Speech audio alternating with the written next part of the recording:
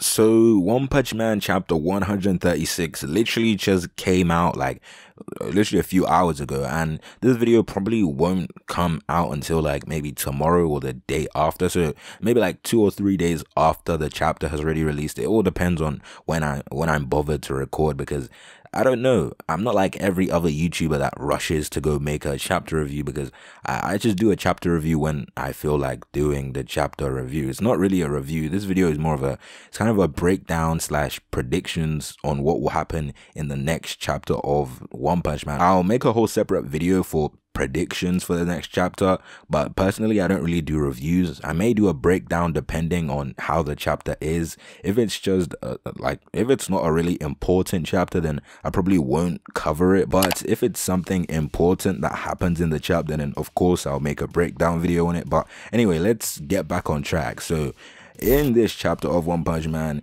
this chapter was mainly focused on Garou and Darkshine and the aftermath of their fight. So Garou and Darkshine completely came out different after this fight. Like, both of them came out completely different than where they were before the fight. So Darkshine, his spirit was completely crushed after his fight against Garou, who took a big fat L in that fight. And I honestly felt quite sorry for Darkshine, because Darkshine was always quite a cocky character, and after like knowing his backstory, personally I just felt really sad for him, because he's always wanted to have big muscles. He's always wanted to be strong. He's always wanted to gloat about his muscles. He just wanted to be important, like, to a team in general. And now that he's lost against Garou, it's kind of crushed his spirit as a whole. So, you know, Darkshine is gonna have to take a back seat for a few more chapters.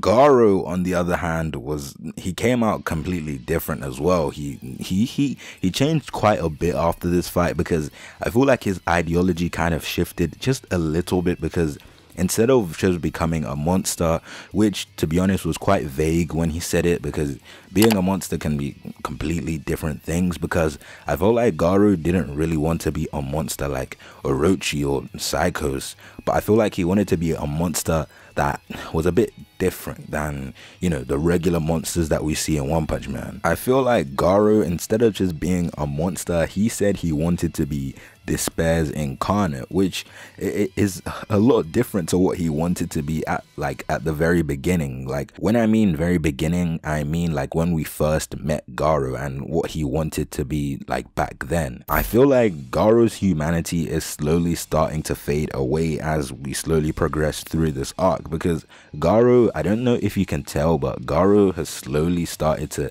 descend into this idea of becoming absolute evil, which, to be honest, I don't really see a monster so far in the series of One Punch Man that wanted to become absolute evil. Monsters to me just felt like most of them were pretty much just fodder for Saitama to just end up one punching at the end, but I feel like Garou is gonna become a whole different thing. He's gonna become a whole new thing that we haven't seen yet in the One Punch Man series. Instead of him just wanting to be evil for the sake of being evil, I feel like he has a lot more purpose than a lot of other monsters that we have seen in the series. For example, Boros was an incredibly strong opponent, but he didn't really have purpose for what he was doing. You could say he had a similar purpose to Saitama. He kind of got desensitized to fighting because he ended up just defeating everyone he faced. But Boros's ideology is definitely not as strong, and how do I say that, it's not as purposeful as Garou. I feel like Garou's ideology is it has a lot more push to it. It has a lot more meaning to it than what Boros had. And although Boros may be stronger than Garou, or may even be stronger than Garou will ever be, we don't actually know yet, but I feel like Boros and Garou, in terms of how impactful they are in the series, they were both impactful in very different ways. Boros was impactful in the sense that he was the strongest opponent we have seen so far in One Punch Man, and Garou is impactful because he has the strongest ideology that we have seen so far in One Punch Man, because One Punch Man is generally a gag series, and Garou, he's not coming with any sort of gag, you know. His ideology is nothing to gag about or laugh about. His ideology is serious, and it's something he's gone through, and it's the things that Garou has been through that has shaped the person he is and he's trying to be. In terms of strength, Garou at the moment is definitely not the strongest S-class hero, but he's definitely working his way through. At the moment, I would say he's probably similar to the level of Atomic Samurai or, Bang, those top S-class heroes. Probably not Tatsumaki and definitely not Saitama, but I feel like he's definitely making his way through the entire of the S-class in terms of strength, of course. And I feel like when he gets to Tatsumaki and he ends up defeating Tatsumaki, of course, the only person that can beat him is Saitama. And of course, King. King is the strongest character in One Punch Man. I actually have a video ready on why King is the quote-unquote strongest character in One Punch Man and why he's actually quite impactful in his own unique way. But anyway, if you want to see that video, make sure you subscribe to the channel, because I post a lot of One Punch Man content on this channel, because I freaking love One Punch Man. Who doesn't like One Punch Man? But anyway, back on track. I kind of went off topic there, but let's just get back on topic. So Garou at the moment in the series is definitely one of the strongest characters we have seen so far, and he's definitely making his way to the threat level god. In this chapter, he actually says he knows he's making his way to a threat level god, and I feel like when he gets to that level, he may be challenging the likes of like Boros and Saikorochi. And I actually feel like a lot of people don't think Saikorochi is a god level threat, but I've said this in previous videos, but I have a video ready for why Saikorochi is actually a god level threat. Like, she has shown a lot of god level threat feats, and Boros of course is a god level threat. I'm pretty sure everyone can agree that Boros is a god level threat. If you don't agree, then I don't know what to say. It's obvious that he is. He's able to destroy the earth in one attack.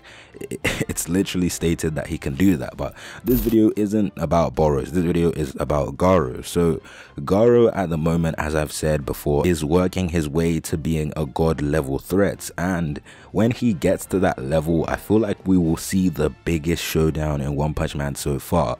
I feel like it may not be as flashy as Boros versus Saitama, but I feel like it will be a lot more emotional because of the things Garou has been through.